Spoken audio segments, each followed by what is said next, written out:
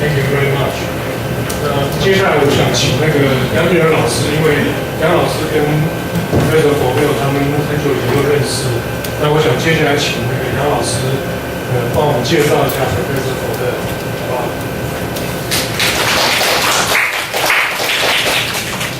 高兴有这个机会来介绍那个 Fovell 哈，那个 Professor Fovell graduated from University of Illinois in 1988. And under the instruction of Professor Okura, 这是 Okura 的关门弟子。And after 1988, then he went to University of Washington to work as a postdoc, and that's the time when I first met him. And before he got an appointment from UCLA, then he told me how to run a cloud model. So I would like to take this opportunity to express my sincere appreciation to Professor Fovell. And then in 1997, he got a tenure track, and right now he's a full professor at UCLA. So we'll give a big welcome to Professor Fovell.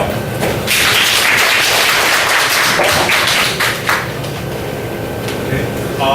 Can you hear me? Can you hear me? Oh, good. Okay. Can you hear me? Is it okay? All right.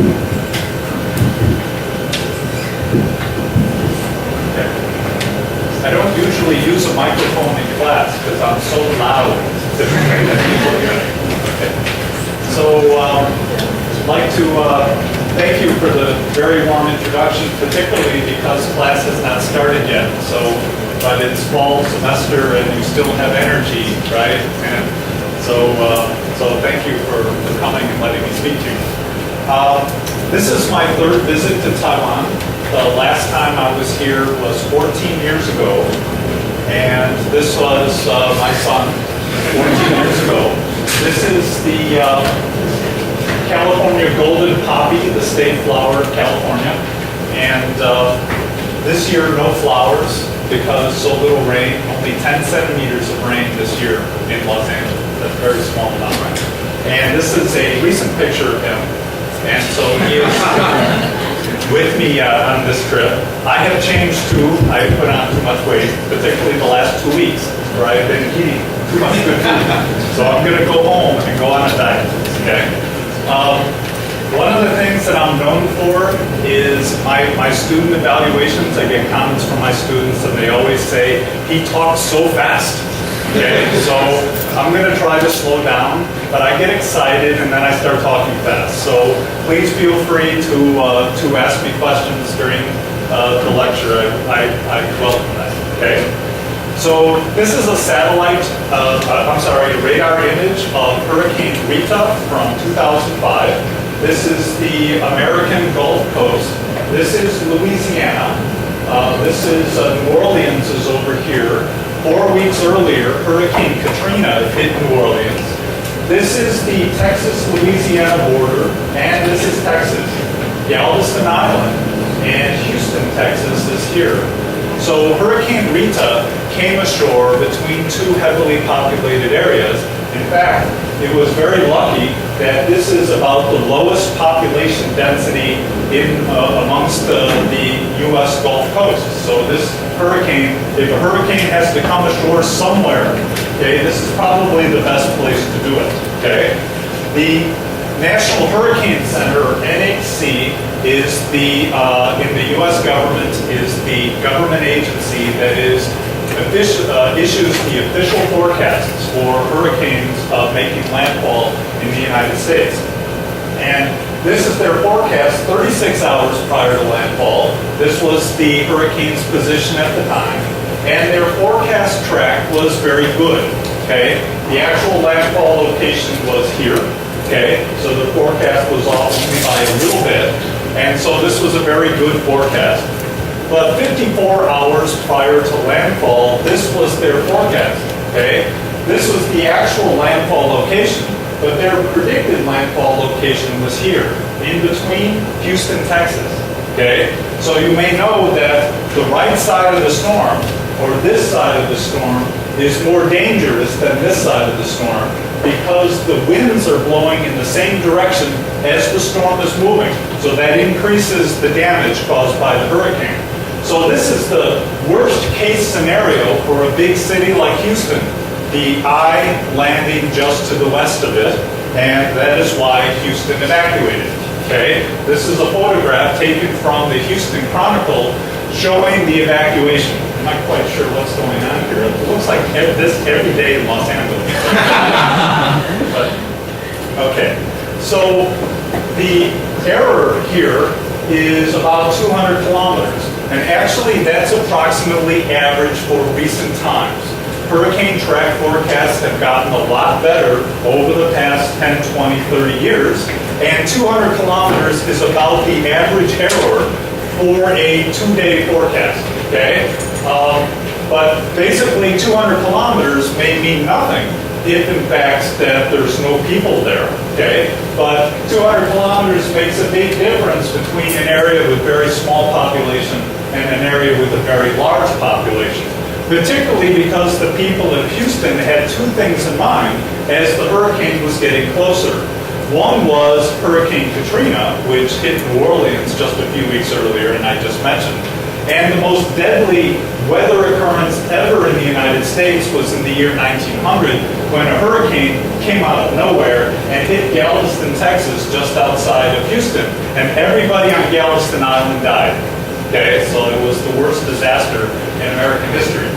This particular forecast here is basically what the National Hurricane Center does is it takes forecasts from many different models and the forecasters use this information to come up with an official forecast. So this was the official forecast, but each of these tracks was a forecast valid at the same time from many different models. There are 15 different tracks on there from 15 different models. Some are very simple statistical models, some are complex dynamical models, some have very sophisticated physics, some have simple physics. They use different initial conditions, and each forecast model gives a different track. Okay? If you look carefully, actually one of them is exactly right. Okay? But the problem is knowing in advance which one is right. Okay? But the basic idea is that we use ensembles like this, so this is an ensemble of forecast tracks, in order to try to measure uncertainty. If all of these forecast models are giving you exactly the same track, you have more confidence that the forecast landfall location is correct. Okay? But in this case, this is actually a fairly large ensemble spread. Okay? There are some of these forecasts that are exactly right, some of them hitting well to the west of Houston. So that means that there is a large amount of uncertainty.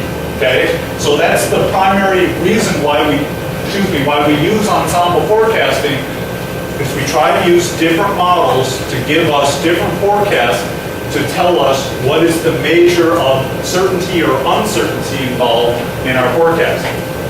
Okay, so before this time, I started doing hurricane forecasts myself using a new model called WRF. WRF stands for Weather Research and Forecasting. Okay, and it is a new community model. How many of you have heard of MM5? The MM5 model? How many of you have heard of WRF?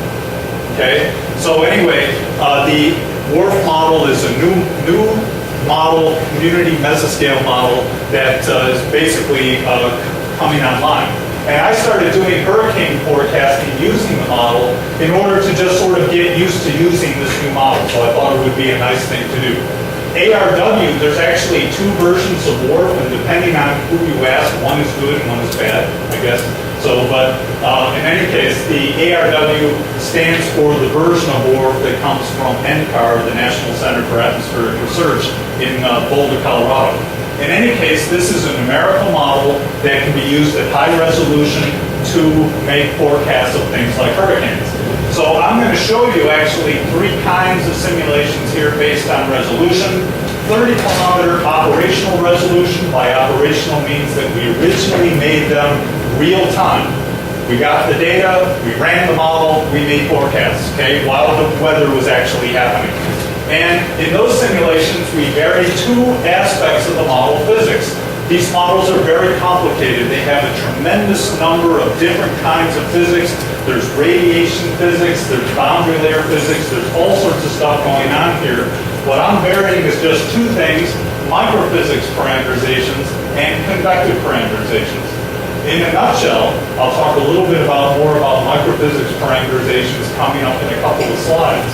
But in a nutshell, a cumulus parameterization says clouds are important, but I cannot resolve clouds. But clouds affect their surrounding environment. So I need to account for that effect on the surrounding environment, even though I cannot see the clouds themselves. Okay? A microphysics parameterization says I can see the clouds, but I can't see the cloud drops, the raindrops, the ice crystals, snowflakes, droplet particles, what have you. So I need to handle those particles in some fashion, even though I cannot see them. Okay? So a cumulus scheme says I cannot see the clouds. The microphysics parameterization says I can see the clouds, but I can't see the cloud drops. Okay? That's kind of it in a nutshell. Okay? Then I'll get to higher resolution, 12 kilometer. For these, I'm just varying the microphysics parameterizations, and at 3 kilometers, some idealized simulations that I'll show you later. Okay? So first of all, let me give you a brief discourse on cloud microphysics. The last time I gave this talk here in Taiwan, someone asked me, what does discourse mean? How many of you know what discourse means? Okay? Do you know what I told him? Discourse means more than you really wanted to know. Okay? That's not exactly true. But, so basically, I'm going to give you just a few slides to try to motivate what microphysics parameterizations are and how they influence the model. Okay? So my mother was an artist. I am not an artist, which you can tell. This is a cloud, in case you couldn't tell. Okay? So this is supposed to be a cloud. And inside a cloud, we can picture a volume. Okay? And in that volume, there are cloud droplets, there are ice crystals, there are raindrops of a variety of sizes, shapes, particle densities. They differ with respect to fall speed, how they fall, how sticky they are, things like that. So there's a lot of difference, lots going on in this particular box. But the only thing we really know about what's going on in this box is we know how much mass is in the box. That's all we know. So cloud microphysics is basically trying to determine everything else from that one piece of information, how much mass is in the box. The model tells me how much mass is in the box. Then my assumptions, my cloud microphysical assumptions, give me everything else that I need to know. What are those things? Well, they're based on this. I'm using something called single moment microphysics for these simulations. Okay, I'll explain what single moment is in a moment. I use more sophisticated microphysics than this in other aspects of my work.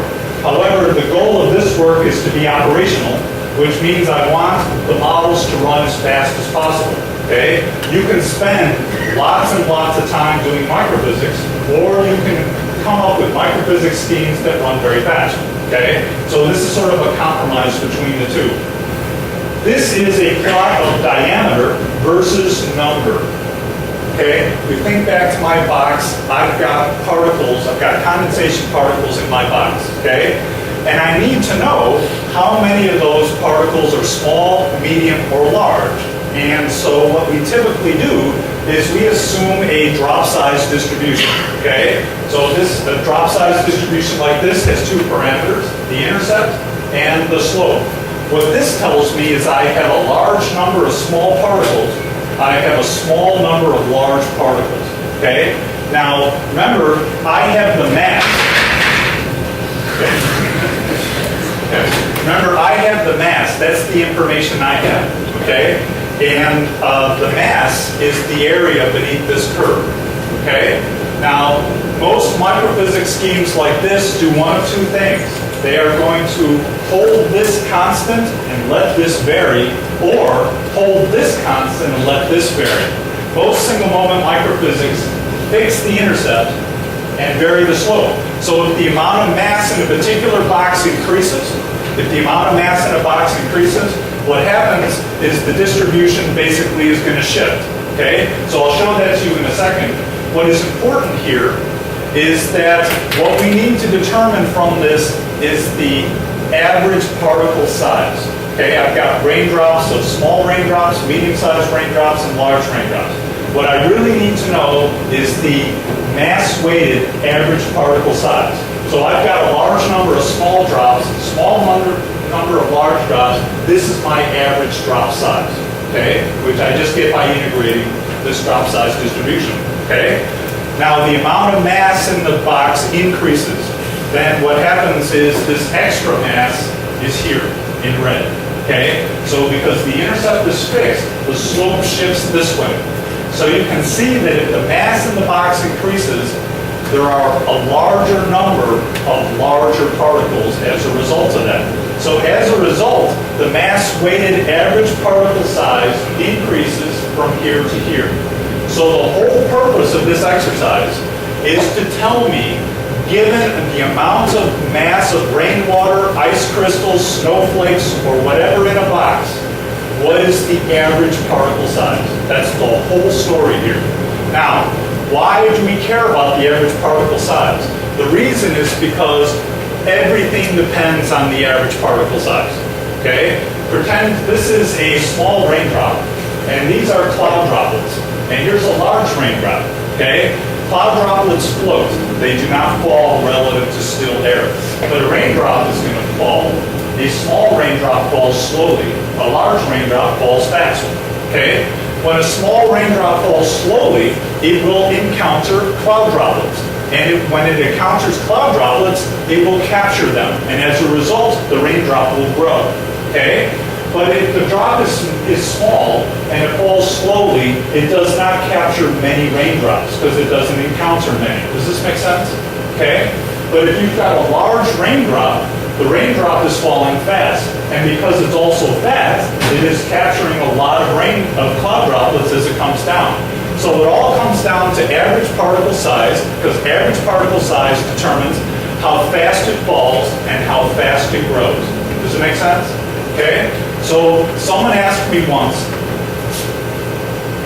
when you die, what will be said on your tombstone? You understand tombstone? Okay?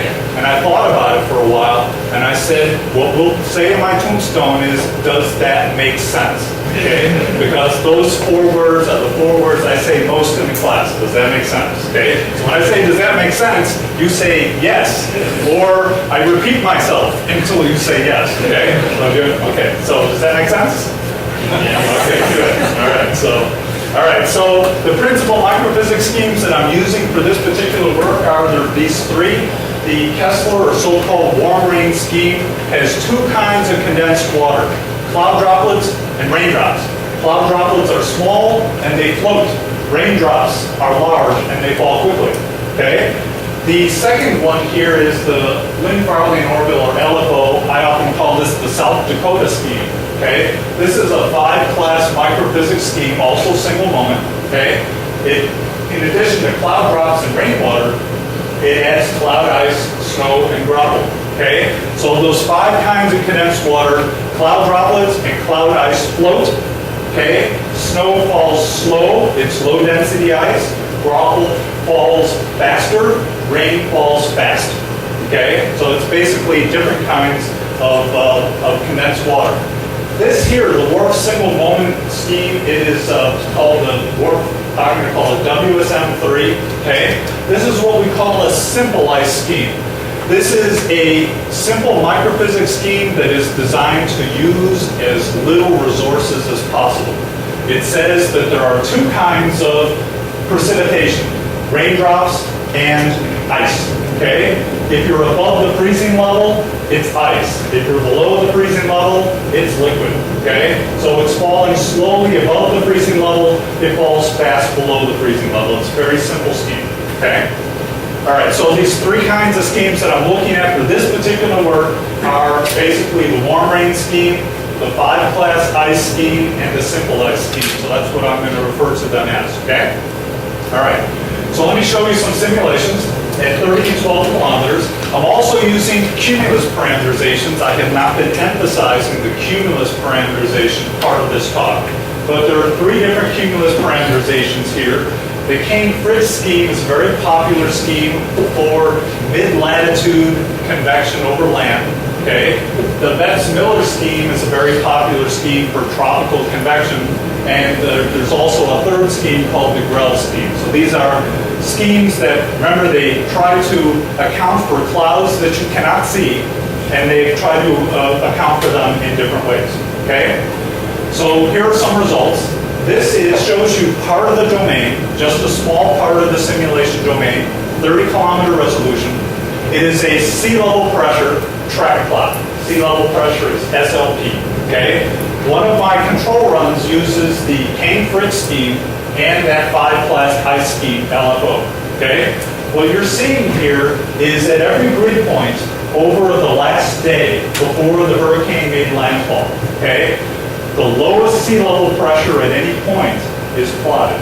Okay, so at this point, the lowest sea level pressure was 992 millibars. At this point, the lowest sea level pressure was 928 millibars. Okay, so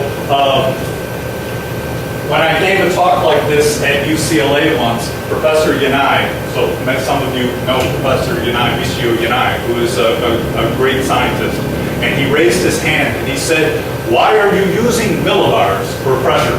Only Americans use millibars." And I said, "I'm an American."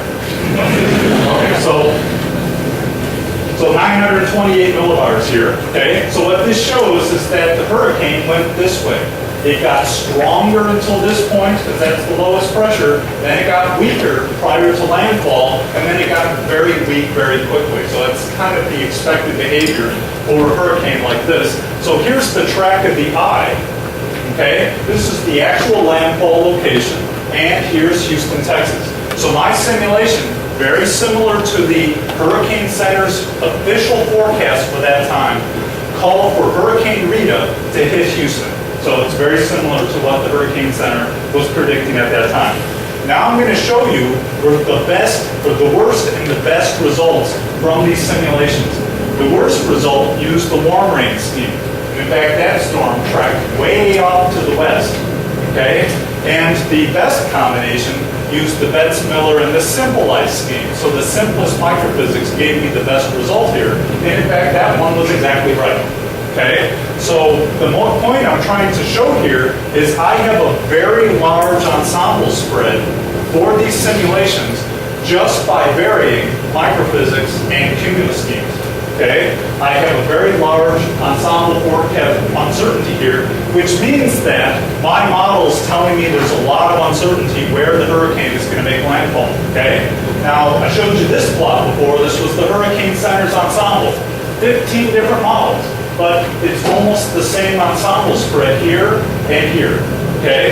So from a single model, just by varying some model physics, I can get basically the same ensemble spread that was given from a much more sophisticated set of simulations involving 15 different models. Okay? So I find this very surprising, and so from this work I decided to try to understand why do different microphysics schemes give me different results with regards to landfall. Okay, so that's what the rest of this talk is about. Let me show you some 12-kilometer simulations. These simulations have only microphysics on, no cumulus scheme. At 12 kilometers for a model, a hurricane the size of Rita, I do not need to turn on a cumulus scheme in order to get a strong storm. Okay, so I just look at microphysics schemes here. These are again track plots for Kessler scheme, 5-class ice scheme, simple ice scheme. Okay, so what you can see is this is the actual landfall location where the X is. This was bad, this was best, and this was somewhere in between. In terms of intensity, this was weakest, this was strongest, and this was closest to the observation, somewhere in between. Okay, so the results are similar to what I showed you at 30-kilometer resolution. The warm rain scheme produced a storm that went way to the west of Houston. The 5-class ice scheme produced a storm that basically hit Houston. And the simple ice scheme gave me a storm that hit the right place. You can also see something else about this. The storms are different sizes. You can tell the size by looking at the width of the track. This is a very wide storm. This is a very narrow storm. So I will continue to develop that as I go on. Okay? These are plots of absolute vorticity at 850 millibars. Okay? What I did was I created a composite following the storm for a 6-hour period. Okay? This is 240 kilometers by 240 kilometers. The storm is at the center of the mouse. Okay? So what this shows me is at 850 millibars, I am seeing the eye of the storm, the eye wall, the radius of maximum winds, and beyond. Okay? And this is for the Kessler scheme, and it's a pretty large storm. Okay? The 5-class ice scheme produces a stronger storm that is also significantly smaller. Okay? So you already saw that on the previous slide. The Kessler scheme gave me a relatively weak, wide storm. The 5-class ice scheme gave me a storm that was stronger and more narrow. Okay? I'm going to replace this slide with the simple ice one, and I'll go back and forth.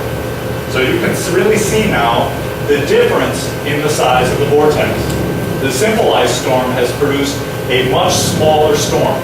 Okay, the eye is smaller, the radius of maximum winds is smaller. The storm is not as strong as this one. This is stronger. Okay, but this one is the smallest of all. Okay, so there's definitely a size difference amongst these simulations. Okay. Microphysics schemes have a tremendous number of knobs. This is why I believe that on a knob, let me define a knob is. A knob is a value of something, physical parameter in a model that you have to choose a value for. Now, there are many knobs that actually have realistic or very reasonable values, but there are other knobs where we don't really know what the values are, so we just kind of make things up. Okay? So there are many knobs in a microphysics scheme. That's why I think that microphysics schemes give me so much uncertainty, because there's so many differences with regards to these knobs. Okay? In any case, one of the experiments I did here is try to ask what makes an ice scheme different from a scheme that doesn't have ice. And one thing is, above the freezing level, you get an extra 10% of heat release when you also account for the latent heat of fusion. So the latent heat of fusion is about 10% of the latent heat of vaporization. Okay? So what I have here is my original storm, which remember hit the right place. Okay? And I made another simulation with the simple ice scheme, and I removed that extra 10%. I just removed that extra 10% of latent heat of fusion, and that produced this storm, which is wider, weaker, and has greater position error. Okay, so this already shows me that there is a significant impact just due to ice. Okay, just due to ice. Okay, so here are some questions that I'm trying to answer here. One is, why does microphysics influence the vortex size? Okay, the second question is, how robust is this result? I get these results for Hurricane Rita. Would it have occurred for other hurricanes or typhoons? Okay. Third, would this sensitivity disappear at still higher resolution? A scientist, when I presented my work to a scientist, he said, okay, but you're using 12 kilometers. If you use 3-kilometer resolution, you wouldn't get these results. So I said, okay, I'm going to use 3-kilometer resolution. Okay? So now I'm going to show you idealized simulations using another version of WRF that I call a real ideal hybrid. One of the nice things about the WRF model is you can do real data simulations like I just showed you, Hurricane Rita, and also idealized simulations using the same package. I tried to use as much of the same code as possible by creating a hybrid of the real ideal framework. Okay? So let me tell you a little bit about this. This is the real data WRF. I initialize it with one sounding. This is the famous Jordan 1958 hurricane season sounding. Okay? For the valid for the Caribbean. I've got 3 domains, 27 kilometers, 9 kilometers, and 3-kilometer resolution. The Coriolis parameter, F, 2 omega sine latitude, okay, can be varies with latitude or is constant, okay? There is no land, so I call this Waterworld, okay? There's no land here. How many of you saw the movie called Waterworld? Okay? Okay, and it was really bad, right? Okay, so but this model is called Waterworld, but it's really good. That model, that movie was bad. Okay, no land, uniform sea surface temperature. Okay, a calm initial environment. This is very important. So I am trying to develop a hurricane in environments where there is no mean flow, okay? Because I just want to test what happens with microphysics, okay? And many idealized studies, and I have no quarrel with this, but many idealized studies create hurricanes by imposing a vortex on the initial results. So they're already determining the size, the intensity, the structure, the depth of the hurricane. I wanted to create a hurricane that is thermodynamically consistent with my initial conditions. So instead of imposing a vortex on my model simulations, I am going to breed one. I'm going to try to make one, and I'll show you how I do that. So I do it by basically taking a bubble, okay? So Mingzen mentioned that we do cloud modeling. Oftentimes when we do cloud modeling, how do we make a cloud? We take a bubble of warm, moist air, and we stick it in the model, and we just let it make convection, okay? So I'm going to do something similar, but instead of a narrow bubble to create a narrow cloud, I'm going to put in a really big bubble, okay, to make a really big hurricane, okay? So my breeding a vortex here is, this is supposed to be the horizontal direction, this is the vertical, and that's my bubble, okay? So my first experiments were not very successful. I would put in my bubble, okay? Then because my air is positively buoyant, the air starts to rise. And because the air is rising, I develop inflow, okay? Like this, okay? And then that would actually create a very narrow cloud. Okay? Then, as time goes on and the Coriolis force starts to turn the flow, I would end up by developing a very narrow hurricane. So this is supposed to be the eye walls, this is the subsidence in the eye, this is flow out of the page and flow into the page. So I've got my cyclonic circulation like this, but very narrow, okay? I wanted a bigger hurricane, so I used the convective parameterization instead, okay? When I stick in a bubble like this, the convective parameterization says, I don't need the air to be saturated for me to start releasing latent heat. So it starts releasing latent heat over a larger area. And that ends up by giving me a wider storm. Okay, so I want storms that are not really small.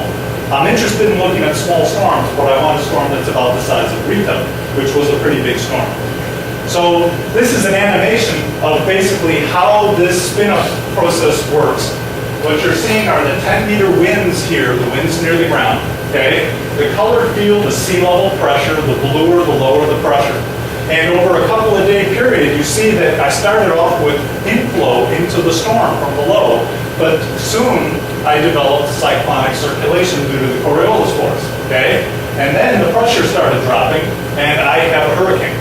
Okay, so what I would do is I would run this model for a while, okay, give myself a hurricane, stop, then restart the simulations using different microphysics. So I'm starting each simulation with a coherent, well-developed vortex that is identical for each microphysics simulation. Then the simulations will diverge, and I will study how they diverge and why the microphysics affects that. Does that make sense? Okay. All right, thank you. Here are some results from this. This is longitude versus latitude, okay? So the three schemes I'm looking at again are the Kessler scheme, the 5-class ice scheme, the simple ice scheme. What I've done here is I've plotted the position of the hurricane every 12 hours, starting 18 hours after I spun up the vortex, okay? So 18 hours after I spun up the vortex, the hurricane is here. 12 hours later, here. 12 hours, 12 hours, 12 hours, okay? The Kessler scheme is producing a vortex that is moving. It is moving quickly. It is moving quickly towards the northwest at a high rate of speed, okay? Now, there is no initial flow in this environment, so this is all self-propagation. The hurricane is moving itself. There is no mean flow pushing the hurricane, okay? Self-propagation, okay? This is 50 kilometers here. Just for scale purposes, okay? Now I'm going to put on the results from the simple ice scheme. And the simple ice scheme starts off by moving in the same direction, towards northwest, but it soon turns towards the north, and it's moving a lot more slowly. these results are actually pretty similar to what I got from the real data Rita simulations. Okay, Kessler scheme moves more towards the northwest, simplified scheme moves more towards the north, which in the case of Rita was the right answer. Okay, then the 5-class ice scheme, somewhere in the middle. Okay, so again, these results are very similar to the real data simulations. But the difference is I'm only looking at microphysics. There's no convective parameterization. There's no mean flow. There's no variation of sea surface temperature. There is no land. Okay, so I try to remove as many degrees of freedom as possible because I'm a simple person and I like simple models. Okay, so that's basically it. So this is already very complicated. Albert Einstein said, make things as simple as possible, but no simpler. Okay, so hopefully I have not made this too simple. All right, so you're looking at, again, 390 by 360 kilometers here. And so basically these storms, this is 50 kilometers here, these storms are very far apart. Over a several-day period, the positions of these hurricanes are extremely different. And if this is right, then the other two are really wrong. But there's even a greater difference than you may see, because now I'm going to emphasize the positions of the storm 54 hours after the end of the spin-up period. The warm rain storm was here, the 5-class ice storm was here, and the simple ice storm was here, all at the same time. So the position difference is really very large, okay? Now, it turns out that these are really big storms and these are narrow storms. So now I want to, that's very similar to the real data Rita simulations, so I want to understand why. Okay, these are radial wind profiles. This is radial distance from the eye is here, this is 120 kilometers. This is wind speed from 0 to 75 meters per second. Okay, so what I have here are 3 different simulations. So the Kessler scheme, the one that warm rain scheme that moves to the northwest very fast, this is its wind profile. Okay, and the wind profile of the simple ice scheme is this one. Okay, so I see several interesting things here on this plot. First of all, note that the width of the Kessler storm is very wide. This is the width of the radius of maximum winds. Yet for the simple ice scheme, it's this. It's less than half the width, with this one being somewhere in between. There's also a big intensity difference. Now, it's known that microphysics can affect intensity dramatically, so I won't emphasize this too much. But this one is, we use the Sanford-Simpson scale in the Atlantic. This is category 5, which is the largest category. Right now in the Atlantic, we have Hurricane Felix, which is about to make landfall in Central America. That's a category 5. Katrina was only category 3, actually, and that saw how much damage it did. And the simple ice scheme is category 3, and the warm rain scheme is only category 2. So there's 3 different categories here, so tremendous intensity variation. But what I also want to point out here are the winds at large radius. These winds are weakest here at the eye wall, okay, for the Kessler scheme, but they're the strongest at large radius, okay? So notice that these winds are strong in the Kessler scheme, far away from the eye, and for the simple ice scheme, they're weak, and for the LFO scheme, they're in between. Okay. So this is very similar to results that were published. This was a classic study using a barotropic model in 1989, Fiorino and Ellsbury. And what they had done was, this is radius versus wind, and what they had done was they had imposed 3 different vortices on their model. The vortices were exactly the same here in the middle, but they just varied by the intensity of the wind at large radius. And it turned out that if you had strong winds at large radius, this is longitude versus latitude, that storm tracked like this, quickly to the northwest. But if you had weak winds at large radius, like my simple ice scheme, that tracked slower more to the north. So these results are also very similar to mine. What is most different about these simulations is not necessarily the strength or the width of the eye wall, but the strength of the winds at large radius from the storm, okay? So these are my results again here at the bottom as a reminder, but these results are very similar. So what they had shown is if you have strong winds at large radius from the storm, that storm is more likely to go towards the northwest and go fast. Now, I didn't plan on spending a lot of time talking about why. What is the reason why is known, and it's called the beta effect. How many of you know what the beta effect is? Okay, maybe I should have spent more time on that. But there is a gradient in the Coriolis parameter with latitude, 2 omega sine latitude, right? So what happens is in a storm that you have a gradient of vorticity. And what this gradient of vorticity does, the larger the storm is, the larger that gradient is, and that tends to make the storm want to move more to the west and more to the north. So the bigger my storm is in terms of size, the more likely it's to do this. Smaller storms do this because they have less of a beta effect, okay? So that's it in a nutshell, okay? So the question now is, how does microphysics modulate the vortex size? Why does microphysics affect how the vortex size, okay? So what I'm showing you now is at the 10 kilometer level, total condensation. That's everything that is water and not vapor is added together, okay? This is 3,200 kilometers, 3,200 kilometers. This shows me where the hurricane is. This shows me where the hurricane is here, okay? This storm has a big anvil, and this storm has a small anvil, okay? So which storm has ice?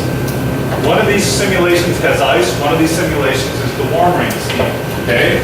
Everything I know about microphysics from squall lines would tell me this is ice and this is not ice. And that is exactly wrong. Okay? This is the scheme that has no ice. This is the scheme that has ice. Okay? Now, typically, if you're simulating an individual thunderstorm or a squall line, what tends to happen is the Kessler scheme does not give you much of an anvil. The reason is because, remember, there's only 2 kinds of condensed water, cloud droplets and raindrops. Raindrops fall fast. In the Kessler scheme, typically, cloud droplets become raindrops very quickly, and the raindrops fall out fast, so they can't spread very far.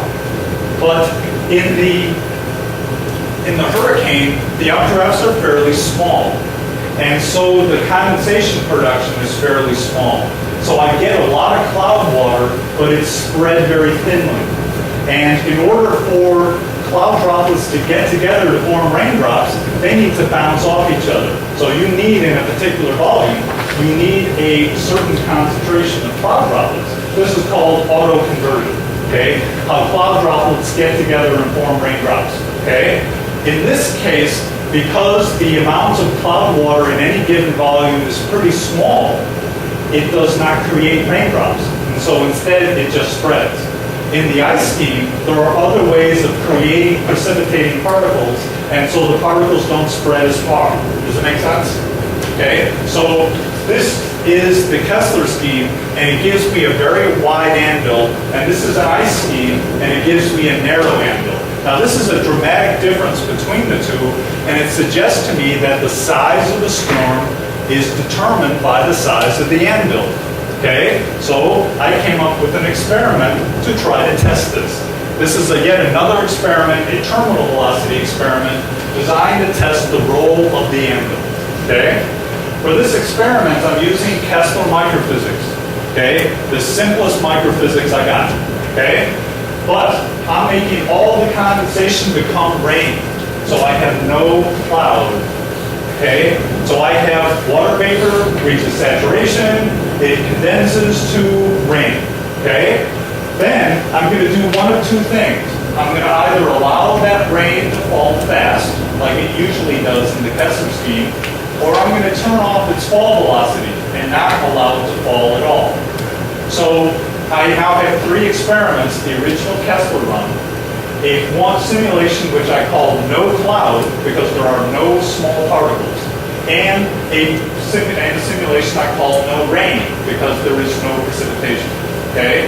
So basically I'm creating condensation, and I'm either saying I'm going to let this condensation fall quickly, everything falls fast, or nothing falls at all. Okay? So here are my results. This is longitude versus latitude. The original Kessler scheme is this red curve. Remember, it goes off very quickly towards the northwest. The no rain cloud, actually, the no rain storm, moves off even farther to the west and a little slower. Whereas the no cloud storm, this is the one with the particles that fall fast, okay, basically moves slowly and turns towards the north. Okay, so these were my results I showed you before, and there is a similarity between this one and this one. Okay, I don't have latent heat diffusion. I don't have complex microphysics going on. I just have fall speed. Just fall speed. If the fall speed is fast, the storm turns to the north. If the fall speed is slow, the storm goes off to the northwest. Okay, so does that mean that it's the anvil? Okay, so let me show you vertical cross sections of relative humidity across the eye of the storm. Okay, this is 3,200 kilometers from west to east. This is 18 kilometers deep. The color field, relative humidity. Okay, this relative humidity, red is 100%, which must be the relative humidity in this room. Okay, all right. So where I come from is hotter than here, but it's much, much, much, much drier. Okay, so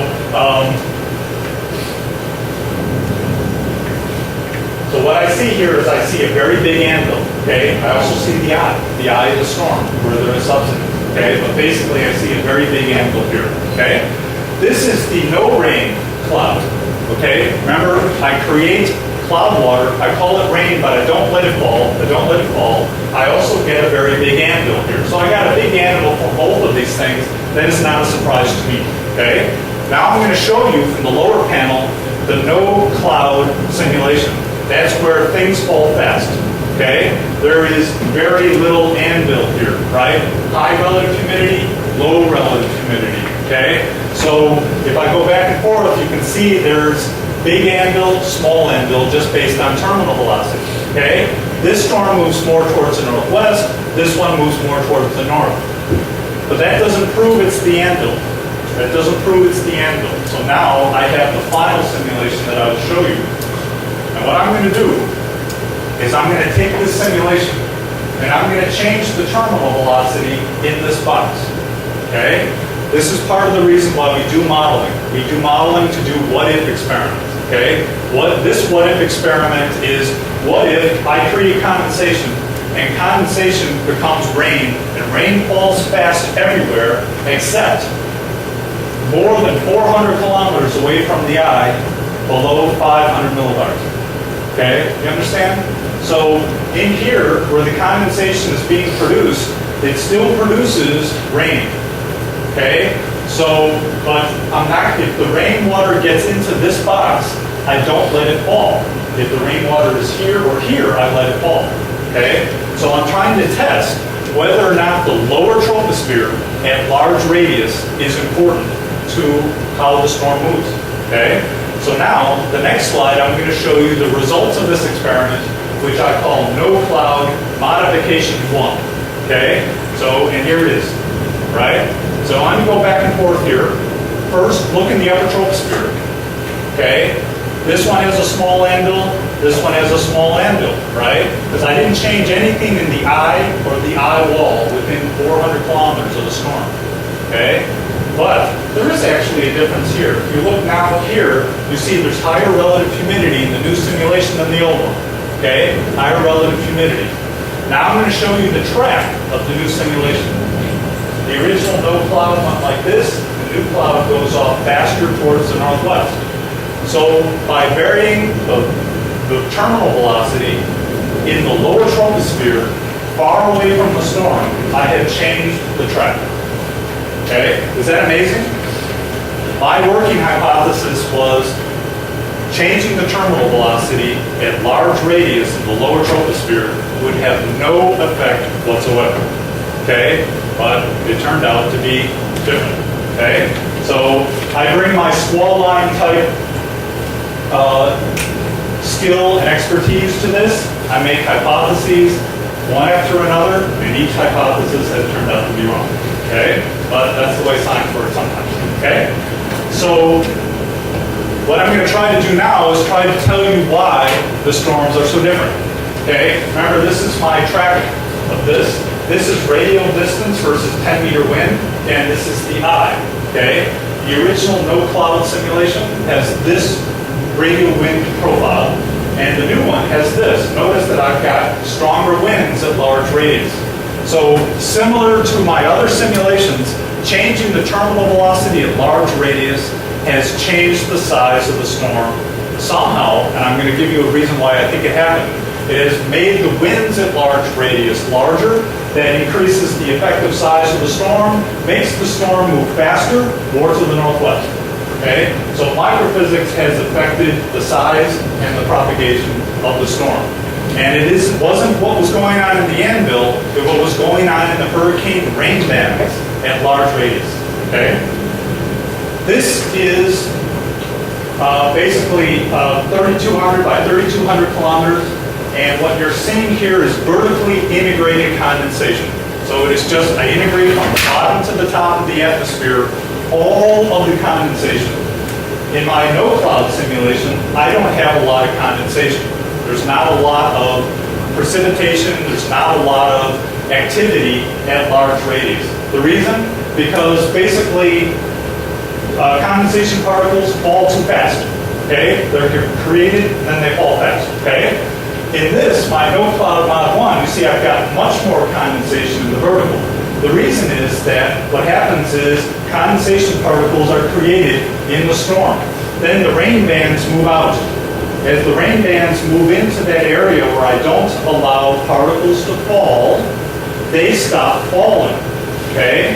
That means that they accumulate there.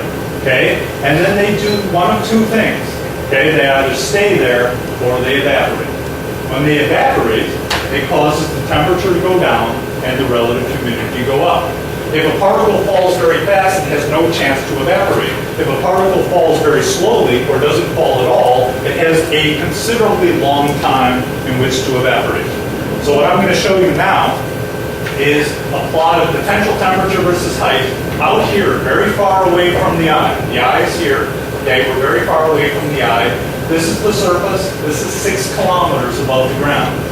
The original simulation is here in black. The new simulation, which there's no terminal velocity in this box, is the blue curve. It's a couple of degrees cooler at the 850, 800, 750 millibar level. It's a little cooler. Okay? Why? Evaporation. So it means it should be more moist as well, and this is the relative humidity there. It is higher. This is relative humidity versus height. Okay? So the microphysics has basically affected the environment at large radius essentially by controlling whether particles evaporate or not. And that comes back to terminal velocity, and terminal velocity comes back to average particle fall speed. Okay? That means that the size, the shape, the track of the storm depends on getting the microphysics right at large radius. That is not the most positive and cheerful prescription that you will ever hear. Okay? In fact, that's going to be the hardest thing to get right. Okay? Right? It's going to be the hardest thing to get right. Okay. So let me step you through very quickly my analysis, what I think is going on. This is brand new. Came up with these slides very recently. Okay? Just thinking about it in the airplane on the way over. It took forever to get here, so I had a lot of time to think. Okay? This is horizontal, this is vertical, this is the eye wall, and the eye is here. I want to ignore everything that's going on near the hurricane and focus on what's going on here. Okay? I have a horizontal temperature gradient. Why? Latent heat release in the storm. Relatively cooler at large radius. So I have a horizontal temperature gradient. That means I have vertical wind shear, right? And so here are isobars, okay? Here's an isobar, here's an isobar, here's an isobar. I know that since I have a warm core vortex, it means my winds decrease with height, okay? So here's my isobar at some level in the middle troposphere, then it's more tilted here, so I have stronger winds increasing towards the ground. So what happens if I mess with the microphysics? I change the terminal velocity, I change the evaporation. At large radius out here, I have effectively changed the horizontal temperature gradient. okay? And now I've got this instead, okay? So let me go back and forth. I have more shear because I have a larger horizontal temperature gradient, okay? Right? More shear. It seems that the depth of the vortex is about the same. That means if I've got more shear, the winds at the ground have to be larger, okay? Those are the winds at large radius that are determining how the storm moves, okay? So I've got the horizontal temperature gradient, gives me the vertical shear, which gives me the winds at large radius, that tells me how the storm moves, okay? So here's my conclusions. Cloud microphysics assumptions affect tropical cyclone motion. Hopefully I have demonstrated that in real data simulations, in idealized simulations. It may be due to the influence on vortex size amongst other characteristics. I didn't talk about vortex depth or vortex tilt, but they're sort of like coming to this together. It modulates the behavior of the outer rain bands, affecting the horizontal temperature gradient, the vertical shear, and the surface winds. The last slide I wanted to show you is we continue to run the real data ensemble in the Atlantic. Here are results from last week from Hurricane D. This is the Yucatan Peninsula, Cuba, Jamaica. There are 12 simulations here varying microphysics and cumulus parameterization. Here's the initial point. They quickly diverge, and look at my different landfalls that I have here. That's a 200-kilometer ensemble spread. And this is the Hurricane Center's forecast for the same time, their ensemble. Their ensemble spread is very similar to mine. One model, just varying microphysics and cumulus parameterizations. And I'm getting this kind of ensemble spread, okay? So thank you for your attention.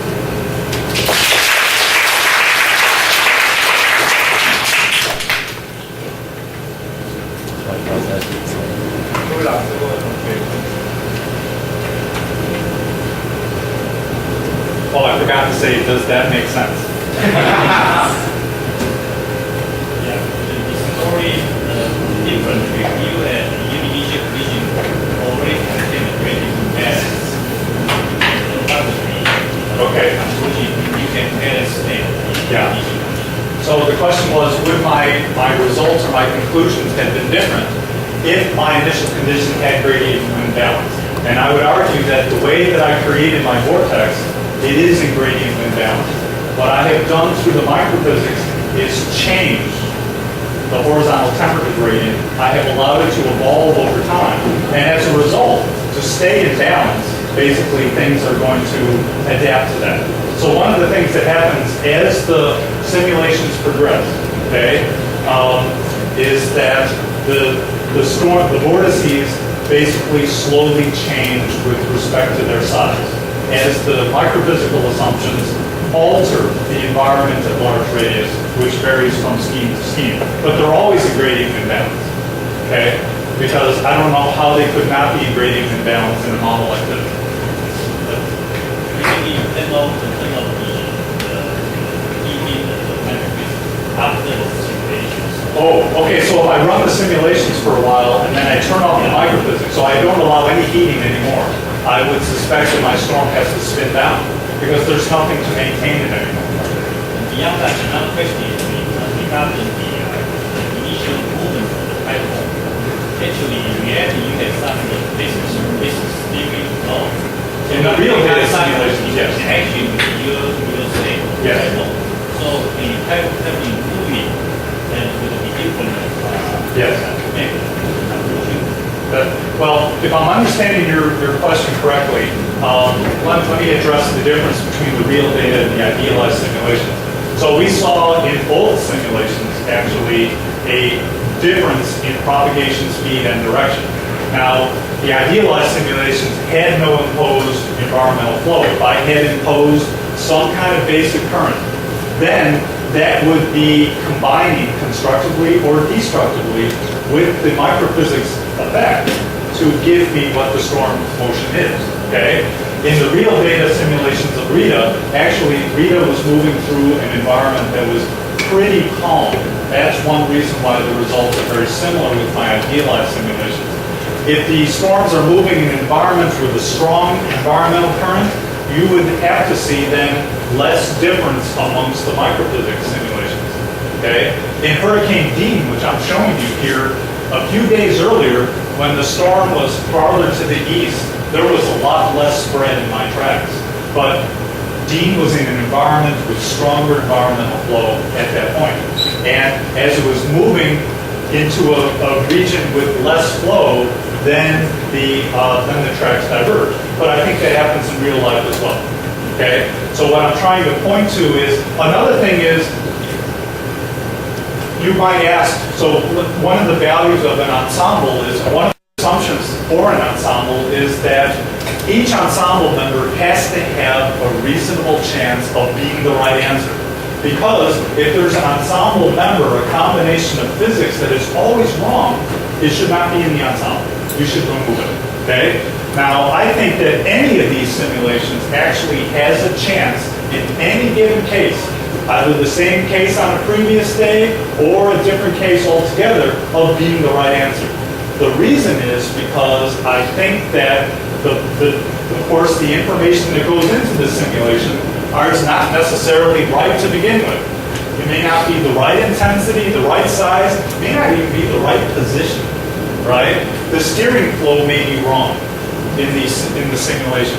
So that some model storms are more likely, I think, to diverge to the left of the mean track, some more to the right of the mean track, but in a case-by-case basis, one may be right, may have an equal chance of being right relative to others, at least with respect to how the track is. So that's an important point that I wanted to also emphasize here regarding the ensemble model. Okay? Any other questions? Yes, ma'am. Yes, what about the simple ice and the 5 watts? The simple ice is your definition is better than the 5 watts. Is that a way to go in? Okay, so the question is, I've been consistently showing that the simple ice scheme is better than the complex ice scheme. And I would attempt to say that, like Einstein said, things should be as simple as possible, but no simpler. But I think that I could also easily come up with simulations that I believe, or situations in which I believe that any one of the other schemes are going to give you a better answer than the simple ice scheme. It just so happened that in the case of Rita, the real storm curved to the north. Now, it may have curved to the north for a different reason than for what the microphysics did, okay? But it may, so that means that the simple ice scheme in the microphysics, in the real data simulations, may be right for the wrong reason. But I think that's also part of the philosophy ensemble forecasting. One of these is right, but it doesn't mean it's right for the right reason. You may have the best possible initial condition, you may mess something else up and get the wrong answer, or you may have a lousy initial condition and lousy physics, and somehow that gives you a good forecast. And that's called good luck. Okay?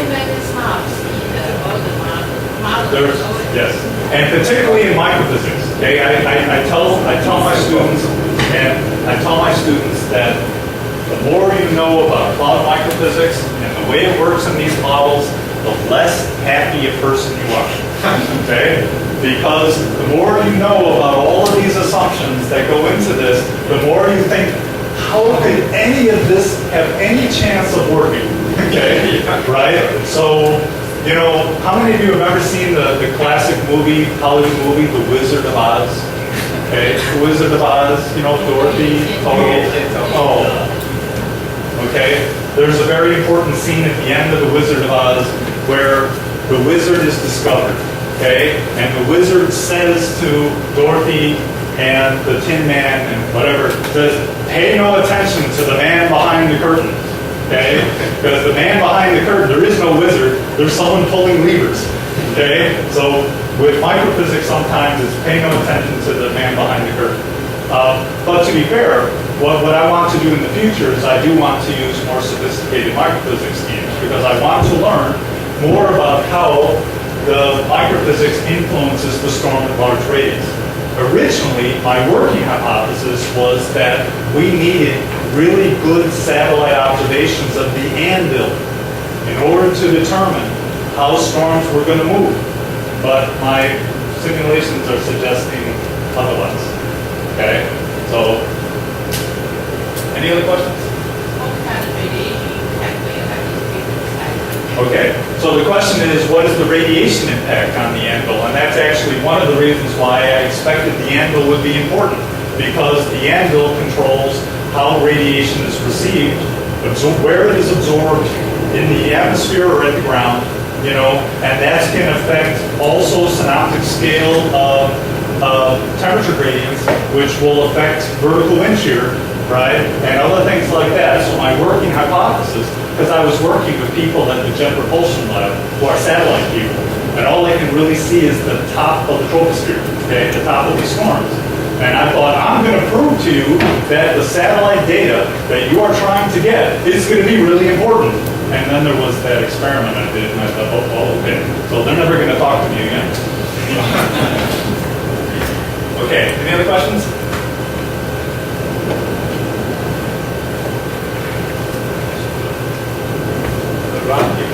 If you box, you turn off the heating over the place where you're supposed to turn off the circular velocity. You get the same kind of Okay. So heating or other way is heating more important or the circular velocity more important? Okay. So the question was, if I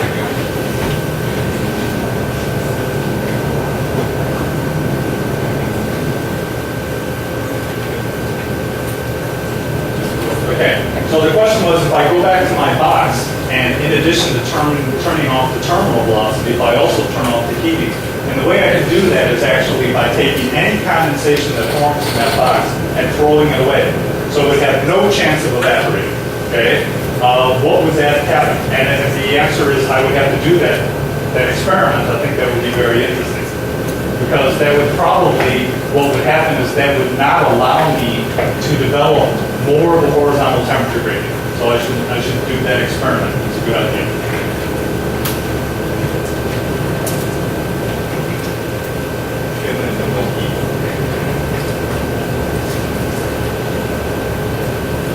Okay.